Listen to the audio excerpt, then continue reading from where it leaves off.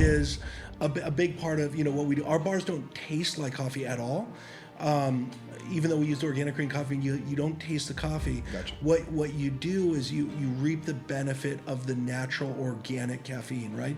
Who we compete with, our enemy, are energy drinks. I was actually talking to a banker the other day, and he told me, he's like, since I stopped drinking Celsius, I can sleep at night. And I drank the Celsius in the morning. I didn't think it would affect me. And my doctor told me stop drinking Celsius, and it really changed me. Nothing against Celsius. I mean, they're a great brand. They're a billion-dollar brand, but they're really, it's really not the healthiest thing for you. But sugar alcohols are even worse, right? Gotcha. But Celsius just did it all differently, and they took a very big market and they exploded it. And I believe that quantum energy squares, we're close to that tipping point right now where once consumers know about us, right? Nobody's looking for us right now because we don't have those big social media campaigns. We're not an influencer-based company. We're just a company that makes a great product that provides long-lasting, healthy energy. But it's more word of mouth, but we're already seeing explosive growth. Today's episode, we have my boy Dan Medvene. He's a fantastic entrepreneur. He's got a ton of experience internationally on how to grow brands. He's worked in magazines. He's done a ton of different things, and most recently, he founded Quantum Energy Squares, which is a caffeinated bar that's absolutely changing the game when it comes to focus and energy. I think you guys will really enjoy his insights on how to grow brands and how to stick to it, especially you athletes and influencers that are growing your own brands. He's got a lot of really, really cool insights that I think you guys will enjoy.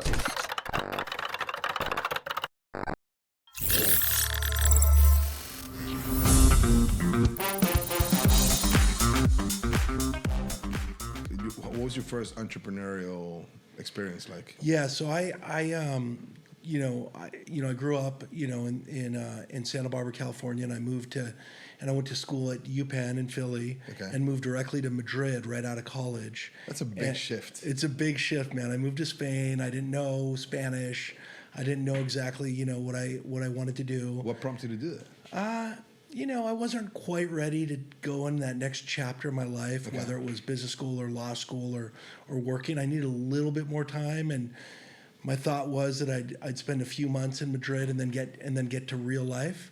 But when I got to Madrid, I found that I loved the people, I loved the culture, I saw a lot of opportunity, and I actually just jumped right in and began a business. I started a business. That's awesome. And it wasn't like, I'm an entrepreneur and I'm looking to do a business. This is just you saw an opportunity. Exactly. And you took it. Yeah. No, I didn't consider myself an entrepreneur. I had a bunch of summer internships during college. But I'd never really worked, and I didn't see myself as an entrepreneur. I had believed that I was going to go down the normal kind of path. Okay. Maybe with graduate school. Okay. But I just jumped in and what was that business? I started a media company. So we started with, it was magazines. Okay. Magazines. So we started with one, and it was in Spanish, and it was focused toward lifestyle. So it was a combination of fun, cool stuff like cars and gadgets and interviews and celebrities and all kinds of good stuff. How do you see an opportunity in magazines in Madrid? Like, what were you thinking about? Like, yeah, so coming from the U.S., I saw a lot of the magazines that were published here, and at that time, some of them were published in Spain, but I felt like there was a gap. Okay. And I felt that a lot of the international titles were just directly translated into Spanish, and they didn't have any soul. Yeah, right? no context. No context, right? It was just translated, Gotcha. Literally translated. And at the same time, I felt like a lot of the local publications were just not at that same kind of tier one level. Got it. And so I saw there a gap to make a tier one great lifestyle publication that was tailored and made for the Spanish consumer, not translated for them. That's so awesome. Yeah. And like I could tell already, and we had dinner the other day, you are good at identifying gaps in places. Like there's something in this market that is missing, and then you kind of like you're able to single it out. Yeah, I think that's probably right. I don't feel like I'm good or great at anything, but I'm pretty good at identifying opportunities. Okay. And I'm really good at finding great people to help me to build on Gotcha. those opportunities. So I have a lot of good people around me, and they fill the gaps. That's awesome. And how did the magazine evolve? Like, where did it go? It was great. So this was early '90s. Okay. And Good old days. Early days, right? These are good old days, way before the internet. No internet, and we started with one. Okay. So the company was called Focus Ediciones. Okay. And we started with one publication downtown. Then shortened to DT. Okay. And we started with that one and did really well and grew it, and then launched another and another. By the time I sold the company in around 2010, we had 15 plus magazines, bunch of websites. Yeah, we owned at the point that I sold the company, we had about 65% of the entire lifestyle market share. Mostly men's lifestyle magazines. So just to give you an idea, just a little bit of context, the remaining 35% of the market share was held by big titles like Men's Health and GQ, Forbes, Maxim, those. And they represented about 35%. We had 65%. 65%. Yeah. That is awesome. We did great. Did you digitize them too? Yes, they all had online. By the time I sold, when you started, no, but by the time you finished, yeah, that's awesome because you also see the business evolving. One of the things I talk to a lot of my clients about often is if you're not growing, you're dying. You're gonna get taken over. And in the media world, you saw a lot of publications kind of die out with time if you didn't adjust. So it's cool to see that you digitized. Yeah. Yeah, it was important, and it was just starting to happen. But at that time, what was interesting was that the digitalized publications were basically the same paper form, but in a digital form. Okay. And so we didn't yet have the ability to do the cool stuff that's just even now starting to happen, right? Like, why would you just translate it into a digital form and show the pictures online, right? It should be visual, it should be movement, and so an interview, instead of reading it, you should listen to it and watch it, and so I feel like the digital format for magazines is just really it's just starting to evolve. I feel like it's what we'll see in the next 3, 4, 5 years will be completely different. You stayed connected in the industry? Not really. Not really. I'm pretty focused on food now. I know. Yeah. And we're going to talk about quantum now because that's also a gap that you identified in the market, right? And it's so cool. I mean, since we met, we've been nonstop. I've been telling people, giving out samples. Like, I'm the #1 fan right now. It's crushing. Well, thanks, man. Yeah, it was an interesting situation because I had no intention whatsoever of getting involved with a food product. Okay. It wasn't my game plan. I sold my company. I moved back to the U.S. Moved back to Los Angeles. And I was, angel investing in a bunch of, different kind of startups and ventures. I love the startup culture. I feel very, it's cool. It's very cool. I love the uncertainty and having to figure it out. And, we talked a little bit over dinner about the eat what you kill philosophy, right? Right. Eat what you kill philosophy. So you're not getting a paycheck no matter what. If you do well, you do really well. And if you don't do well, it's hard to make payroll, right? And so it's a very different type of mindset that I feel very comfortable in. It's high stress. It is. But I do it because I love the little wins, and it's not just about big wins. It's about a little win when you get like a guy like you and you tell me that you're eating it every day and you're sharing it with people and getting good feedback. I mean, that for me is a win. Dude, and it's great when you have a good product that you have something good. We were talking about bulletproof coffee and how this is almost like a replacement in the sense that it helps you fast. And I took it yesterday morning, and I didn't have lunch until like 2:00, which is what I try to push. Mm-hmm. And I wasn't even hungry. It was great, sustained energy. I really, really enjoyed the idea of like I could fast with this, and not have to like be struggling or I'm hungry. I can't, I have to hold off. Yeah, it's an interesting. So, maybe taking a step back, the product, right? Quantum Energy Square. I've got it on my hat here. So we went into the space, right? And we went into the space because I identified a need for myself, and then I realized that it was a big need for a lot of people. Yeah. And that's basically looking for a lift, like a healthy lift of energy during the day. So when I came back to the United States from Spain, I was accustomed to drinking a great amount of coffee, right? Coffee Sponge there, coffee. you've been there, man. Yeah. It's so good, right?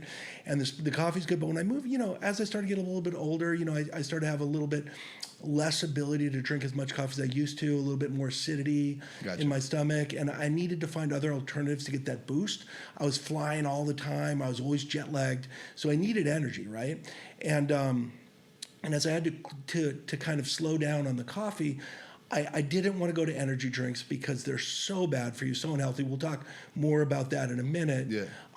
I don't like pre-workouts, because it's this very strong synthetic caffeine that gives you these jolts followed by crashes. Yeah. And gels are great, specific moments if you're doing a marathon or whatever, but not great for, every day and, not Definitely not healthy if you're doing it every day. not healthy. And I was looking for an energy bar because when I grew up and I played a lot of tennis, I ate energy bars. I had them in my bag all the time. When I'd be playing tennis in between sets, it was bananas and energy bars, right? Gotcha. And when I came back from Spain 20 years later, right, I was in Madrid for almost 20 years, 18 years.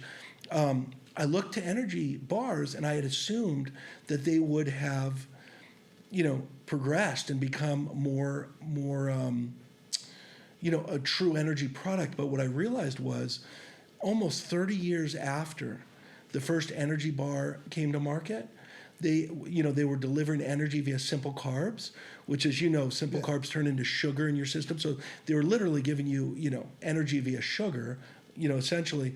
I figured that by now there would be caffeinated energy bars, energy bars that gave you true energy. And when I started looking in the market, when I moved back, I couldn't find any. Didn't exist. Didn't exist. I looked everywhere. I looked on Amazon and Whole Foods and all the supermarkets, and they did not exist. And so we had this really simple concept, but we found, the expression blue ocean, right? So a red ocean. There's this great book called Blue Ocean, right? And red ocean is when you have a very, very crowded marketplace and you have new products fighting for a sliver of that category. Market share, The ocean turns red from blood, fighting over a tiny, tiny bit. Got it. Blue ocean is when there's a crowded category, but there's an opportunity to do something different.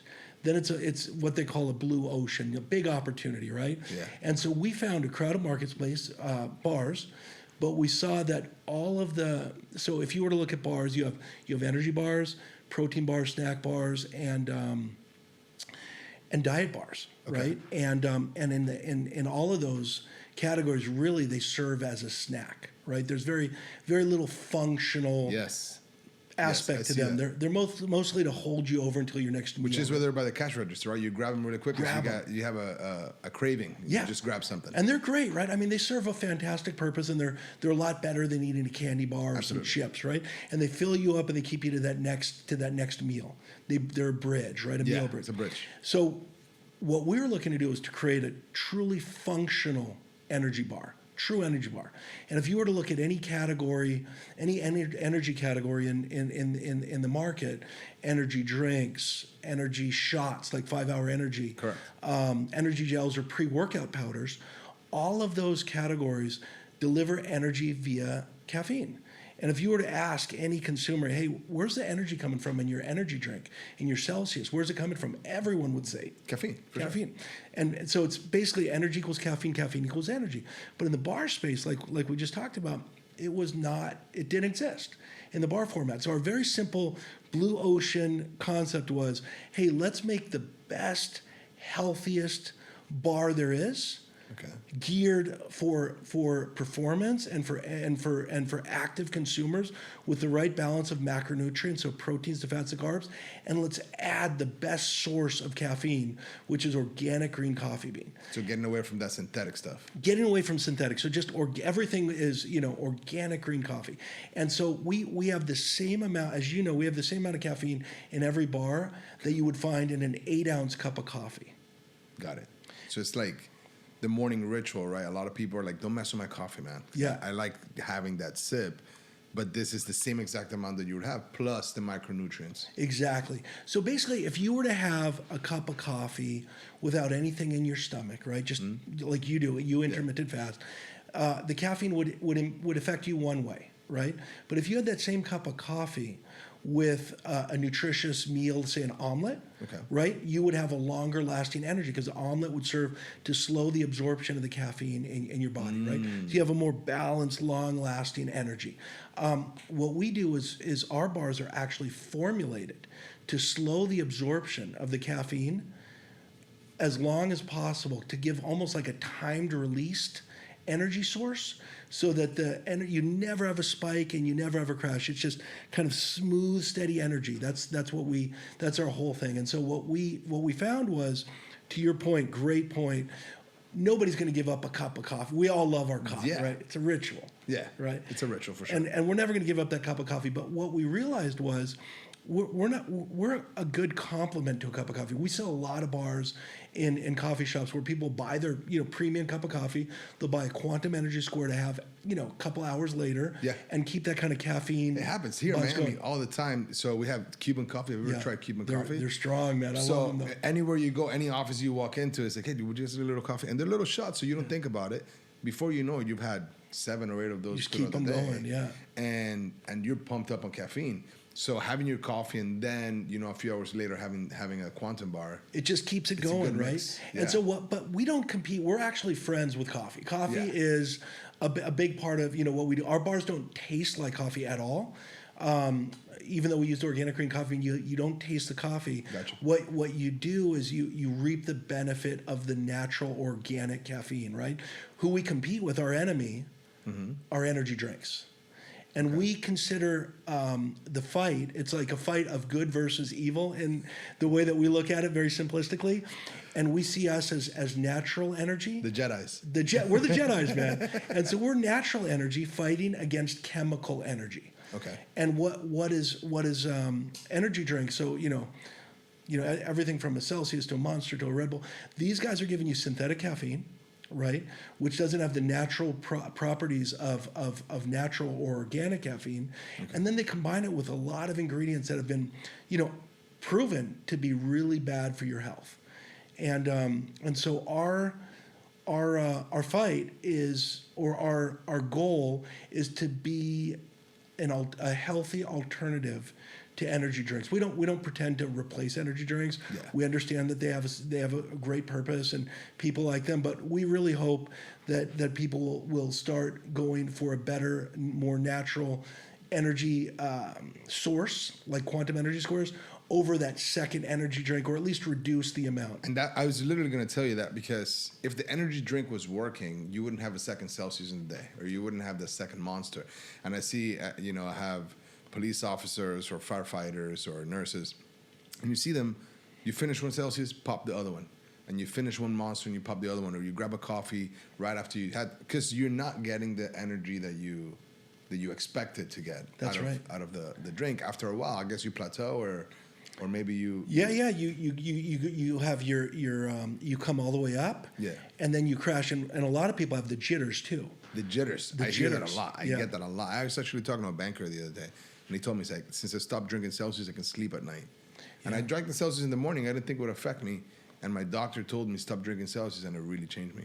Nothing against Celsius. I mean, they're a great brand. They're $1 billion brand, but they're really, it's really not the healthiest thing for you. Yeah, right now it's very interesting. And I sent you a few of these links.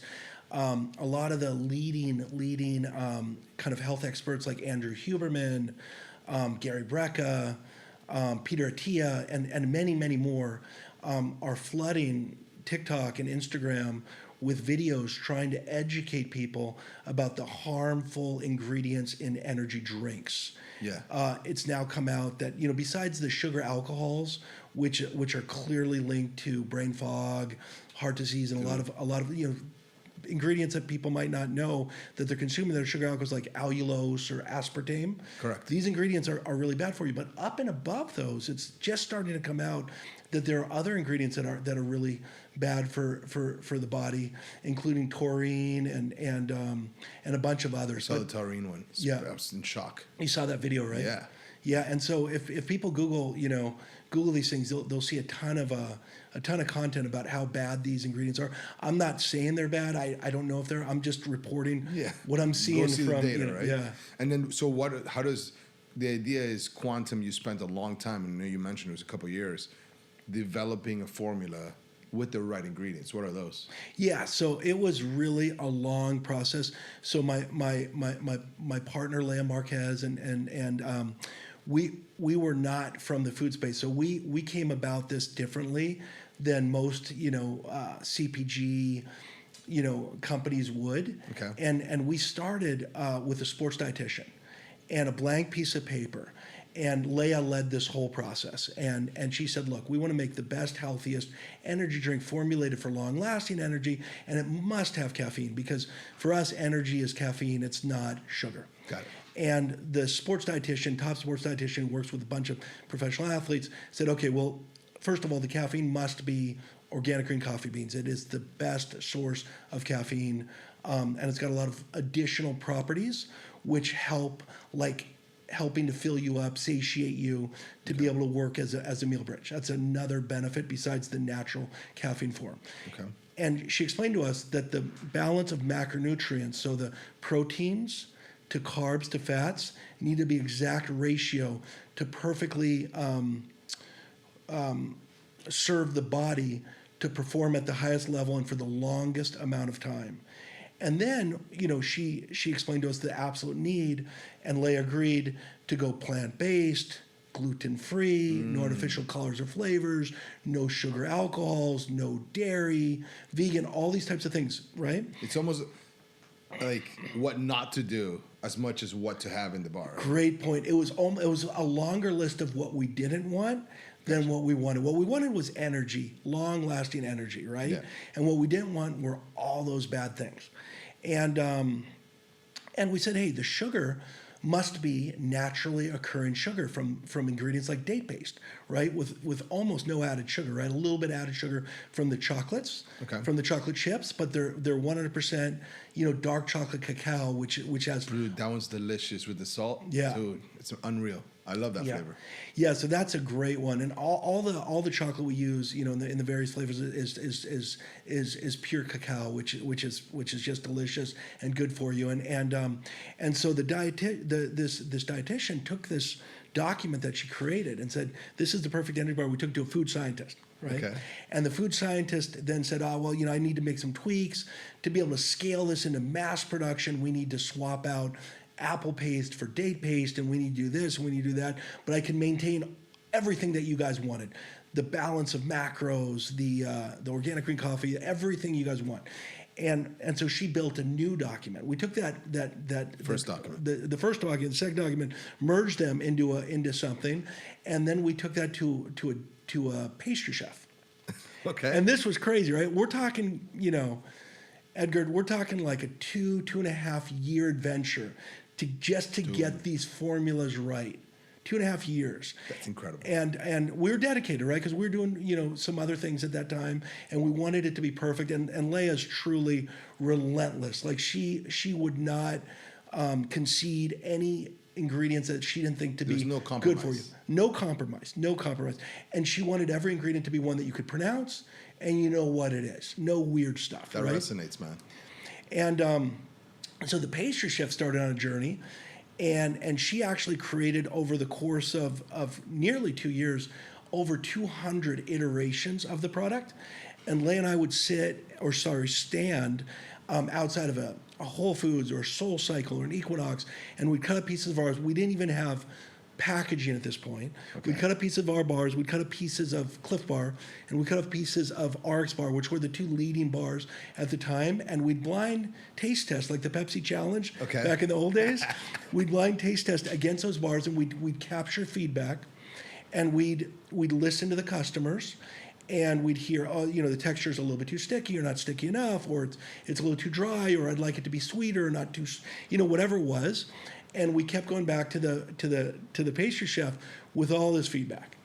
And she continued to iterate until we finally got to a point where we won almost all of the taste tests against RX Bar and Cliff Bar, which was our goal.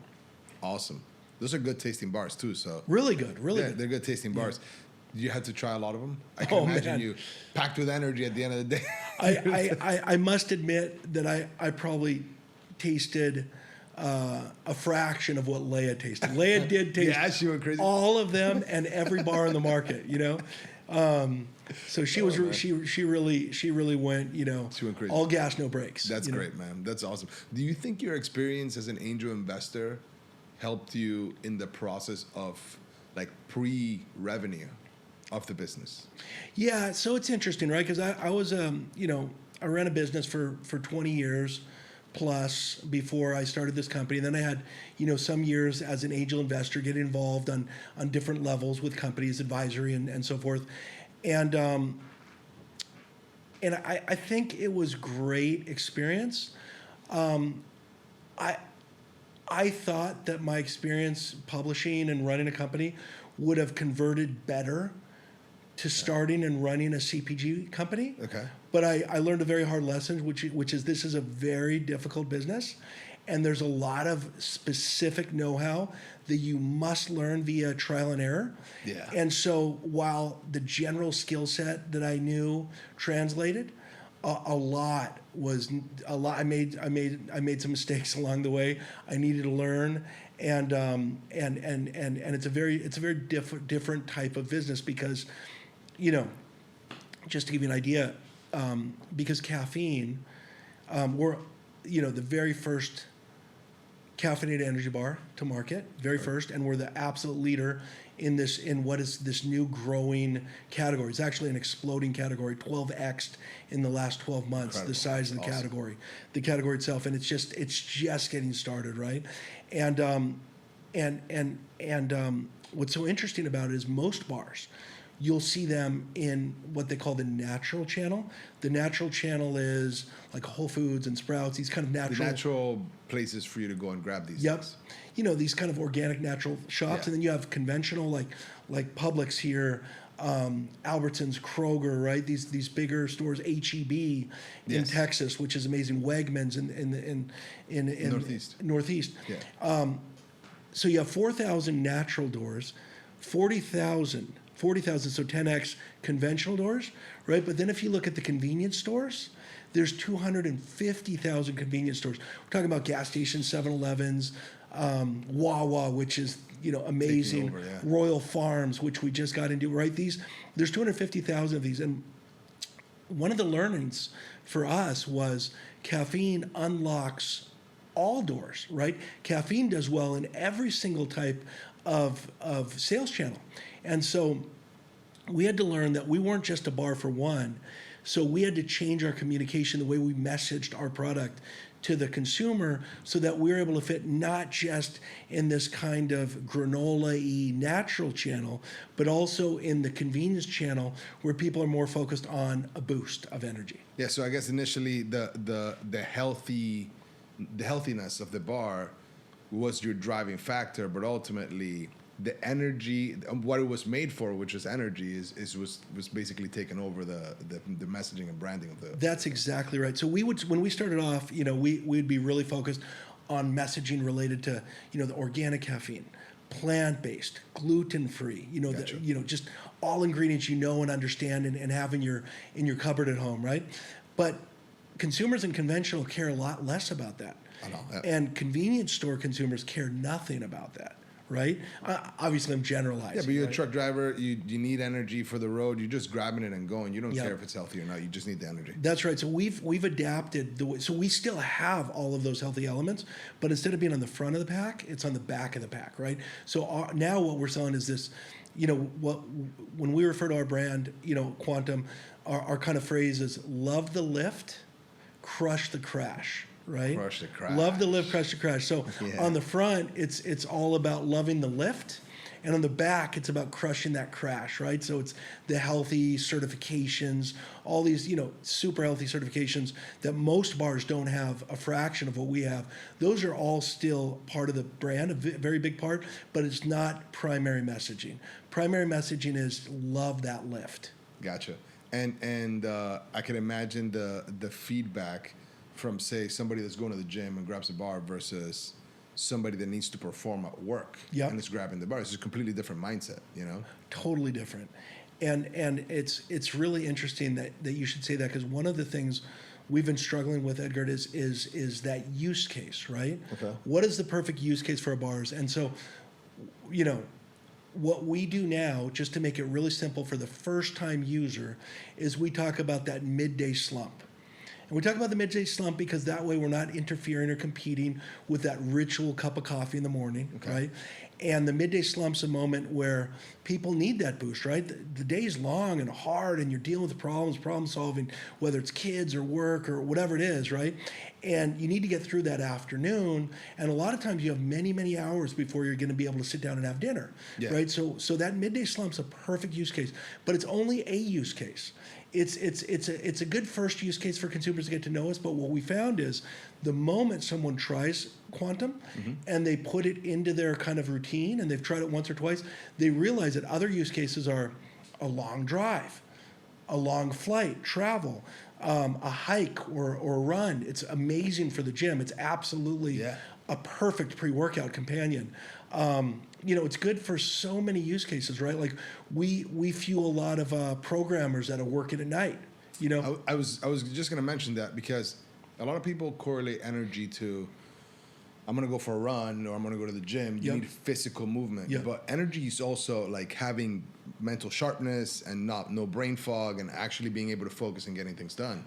That's right. And caffeine, you know, a lot of people were hearing about nootropics. Yes. And we read about nootropics all the time, right? Nootropics are kind of, you know, kind of a relatively new phenomenon that they've discovered, or they've discovered the new phenomenon, which nootropics really help to help with that mental clarity, breaking through that fog. And that's what coffee does, right? When you wake up in the morning, you're thinking of it, I think of it as energy, but a big piece of it is getting through that fog that you have when you wake up. Yeah. And caffeine is a nootropic. And so we are a nootropic bar. We don't talk a lot about that, but there's absolutely the benefits of caffeine are so many. Yeah. And especially the natural caffeine. And I'm going to just touch on this for 1 second, but the difference between natural caffeine, like what you would find in a cup of coffee or in Quantum Energy Squares, and the synthetic caffeine that you would find in pre-workout energy shots or energy drinks, it's completely different. It's almost like, and this might be a little bit technical, but if you were to have, you know, we talked a lot about glucose spikes, right? Yeah. If you were to have an orange, just an orange, and eat it piece by piece, you would have a lot lower spike because the fiber in the actual orange is slowing the glucose going into your system and that spike. But if you had that same orange with orange juice, without the fiber, it's like a spike of energy. You get a sugar rush, and then a crash, right? Well, the synthetic caffeine has the caffeine element, but it doesn't have any of the natural elements that go around the caffeine molecule that you have in organic or natural caffeine. And so you have a much higher spike and a much quicker crash with synthetic caffeine than you have with natural caffeine. And on top of that, a lot of people, you know, might not know this, but you can Google it. If you have an energy drink, there's other elements in the energy drink which serve to create an even stronger caffeine boost than from caffeine in a natural source. Gotcha. So basically, the energy drink is gonna want to create the effect of the boost, and they have ingredients that are pushing that effect. But then at the back end, you're gonna crash. Yeah, and they do 100%. They give you the boost, no question. Oh yeah, they do. But it's a different boost. So think of it like if we were like looking at a chart, it'd be a boost like this, up, some jitters for some people, and then a crash. And ours, rather than a boost, I like to use the word lift.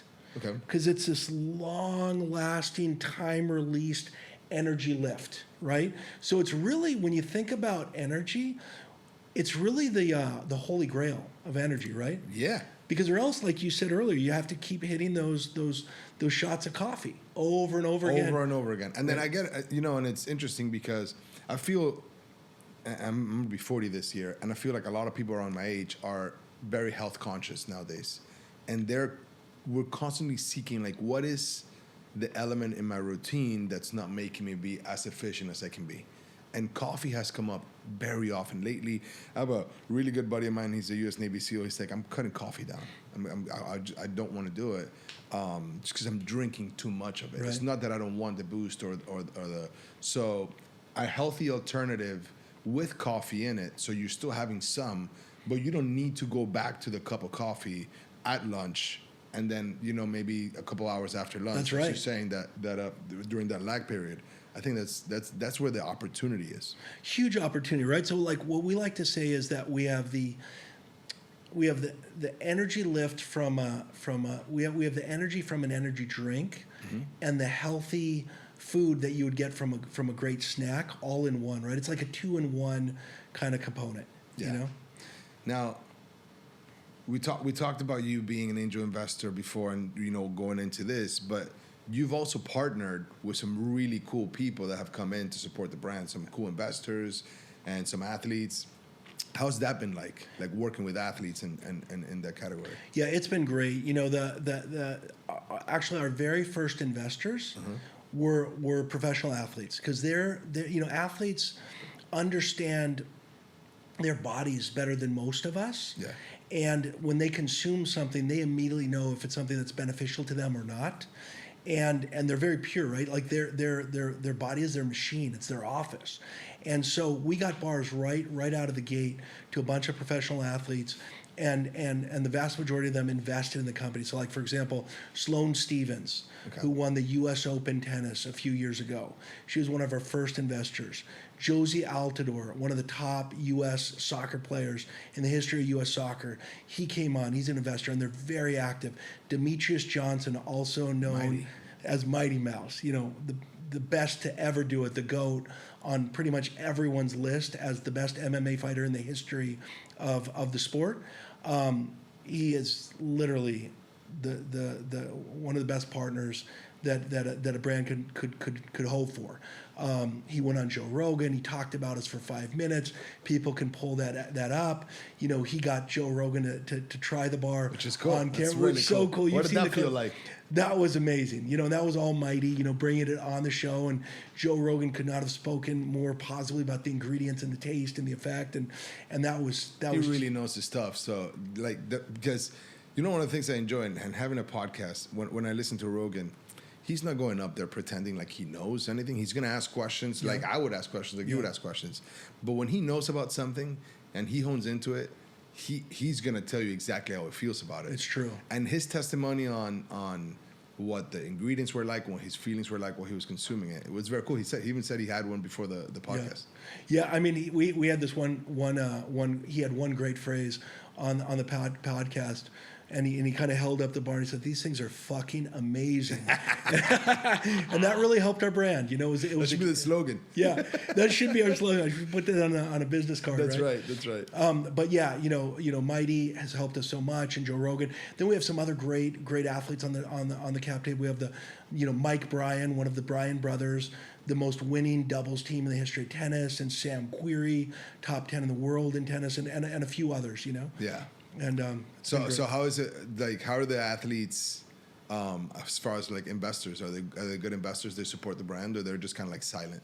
They're great investors, and they all wrote checks, right? Like a lot of brands work with investors and they give them equity and hope that they'll talk about the brand. That's not our philosophy. Our philosophy is, hey, if you like this, we'd love for you to invest in it and help us build it. And by helping us build it, you're helping build the value of the company that you own a piece of, versus giving them free equity to talk about it. So every one of them invested, wrote a check, and they believe in what we're doing and that we're a better energy source. That's awesome. I talk to my clients about that all the time. Is if you're going to invest in something, even if it's, downloading an app and buying a stock, just make sure it's something that you consume. Yeah. Something that you believe in, because it's going to help a lot when it comes to the price or what's happening in the company. It's going to help a lot that you have a close understanding of what it is that you're putting your money behind. 100%. I couldn't agree with you more. And I think a lot of, in today's world of, influencers, there's so many, there's so much selling out, which I get, right? Yeah. But you'll promote who's ever paying you, right?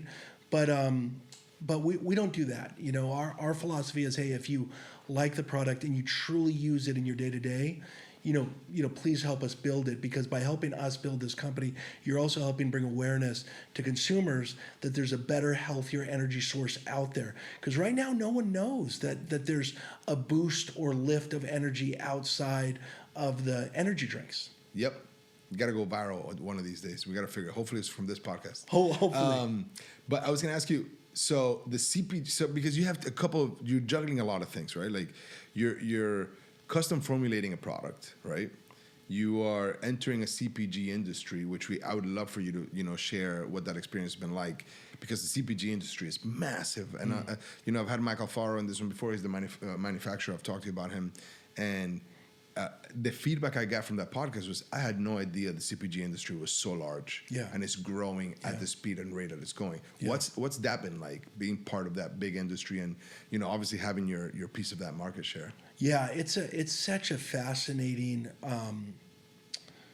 market. You've got, because as I mentioned before, within CPG, right, you've got so many sales channels, right? So like if you're thinking, running shoes or whatever, you'll generally go into sports shops, right? Correct. But in this space, like, depending on what the product is, there are so many places where you could sell it, and so it makes it much more, challenging, but also, fun. And the opportunities, if you have a product that can actually cross channels, which we can because of the caffeine, then it becomes really, really exciting. Like growth is explosive, right? It is exponential at that point. Yeah, because you're not just trying to capture those 4,000 natural doors.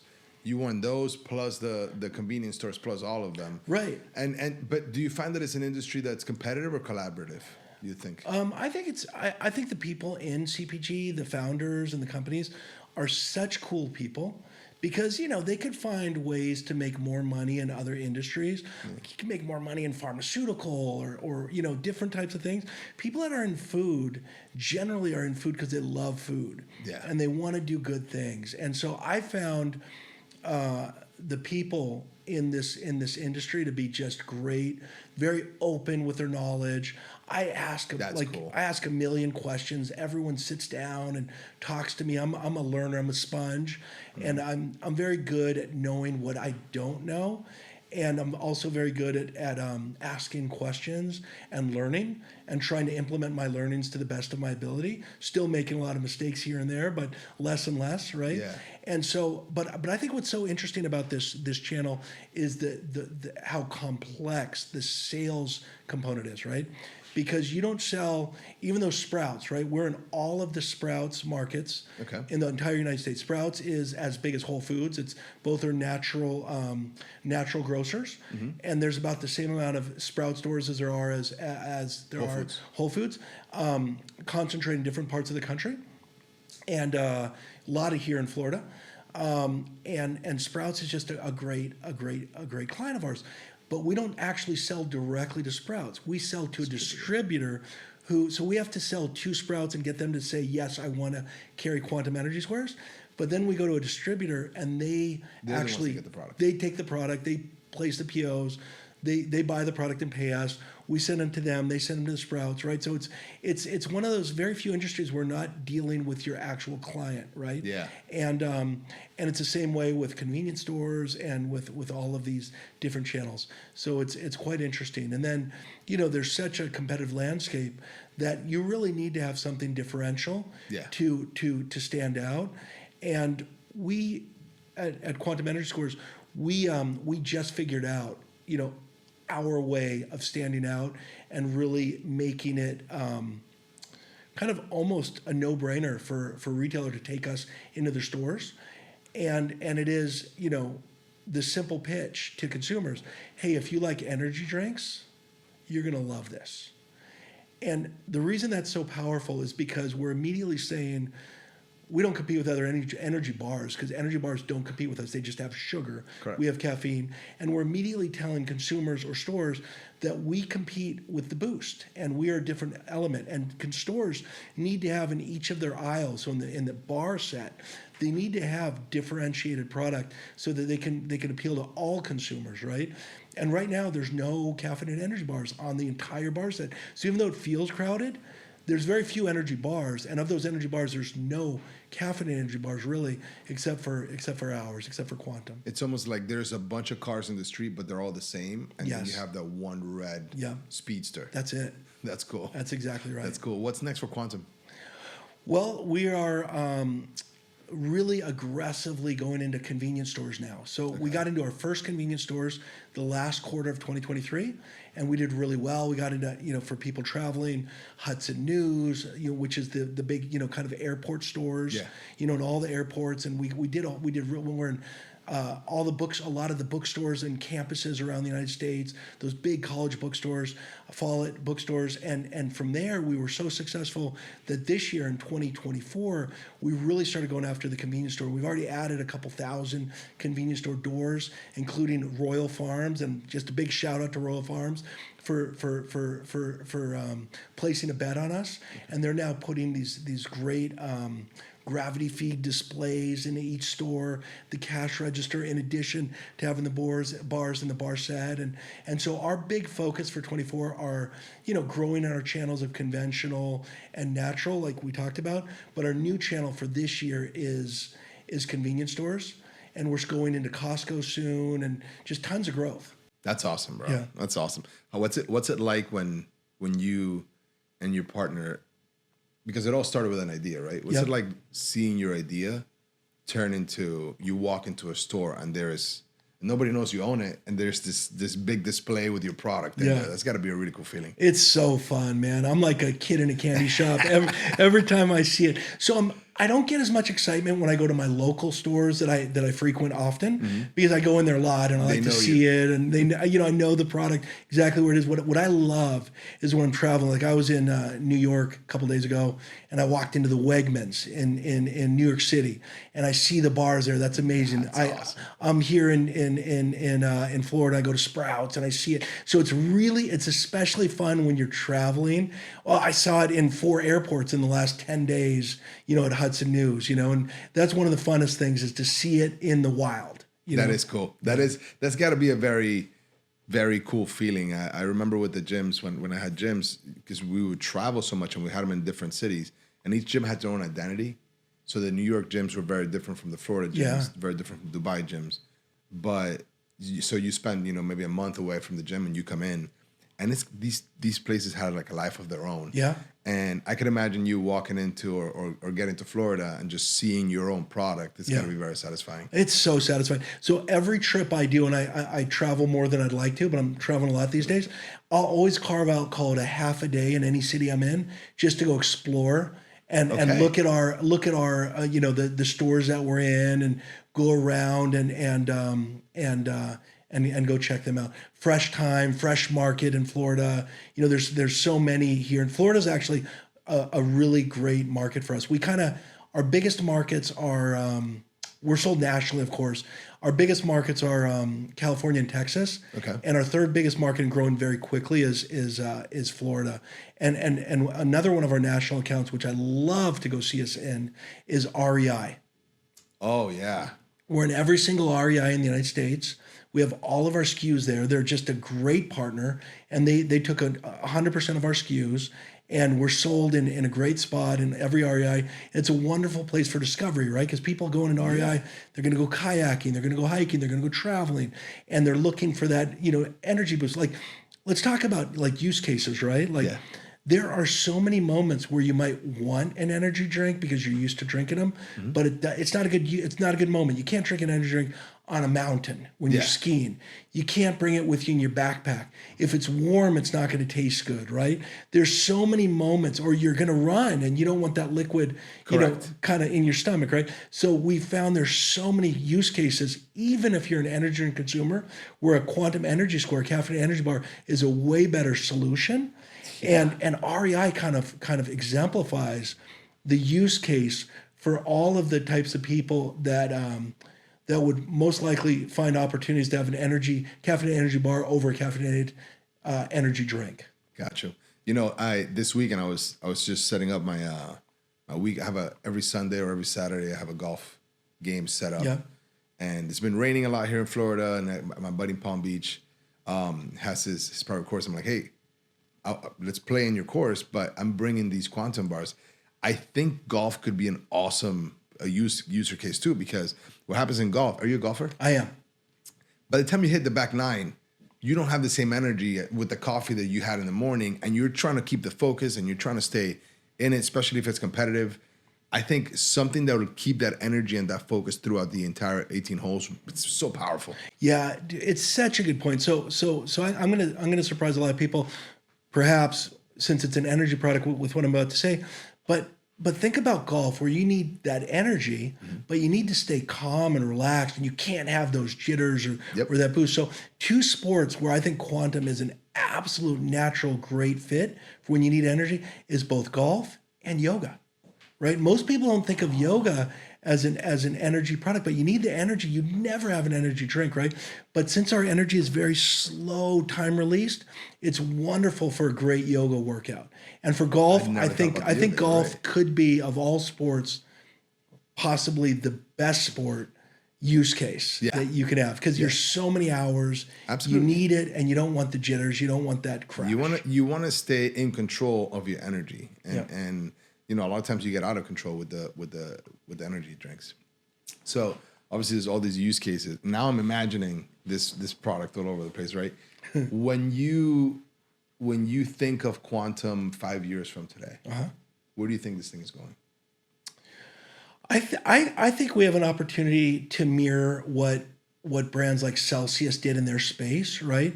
So in the energy drink space, you had this kind of one brand owning the entire market, right, with Red Bull, and then for so many years they kind of owned the market.